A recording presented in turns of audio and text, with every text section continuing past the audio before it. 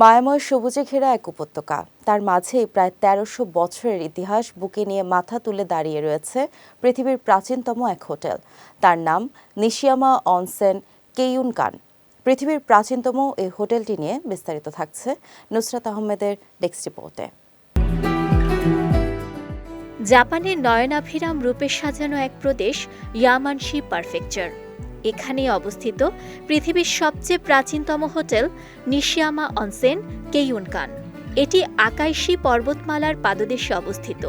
অতিথি আপ্যায়নে এ হোটেলে রয়েছে ১৩০০ বছরেরও বেশি অভিজ্ঞতা। মনোরম দৃশ্যে ঘেরা এ হোটেলটি নির্মাণ করা হয় ৭০৫ সালে।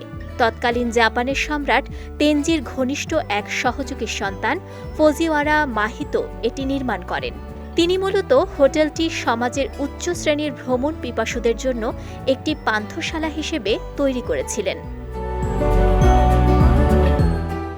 এখানকার মন মাতানো প্রকৃতির ছোঁয়া আর প্রাকৃতিক গরম পানির কূপ ছিল রাজাদের কাছে খুবই জনপ্রিয়।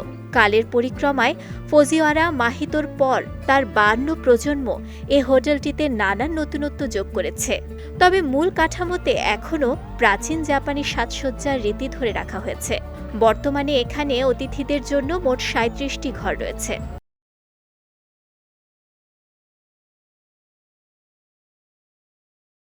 একসময় এটি উন্মুক্ত করে দেয়া হয় জনসাধারণের জন্য। কিয়ান যুগে প্রতিষ্ঠিত হওয়া এ হোটেলটির চারপাশ ঘেরা পাহাড়, ঘন জঙ্গল ও বন্য ঝোপঝাড়ের মোহনীয় রূপ দেখে মন ভোলায় এখানে আসা ভ্রমণ পিপাসুরা। ২০১১ সালে হোটেলটি পৃথিবীর সবচেয়ে প্রাচীন হোটেল হিসেবে জায়গা করে নেয় গিনেস বুক অব ওয়ার্ল্ড রেকর্ডসে। Nusrat Ahmed, Bijoy TV news desk.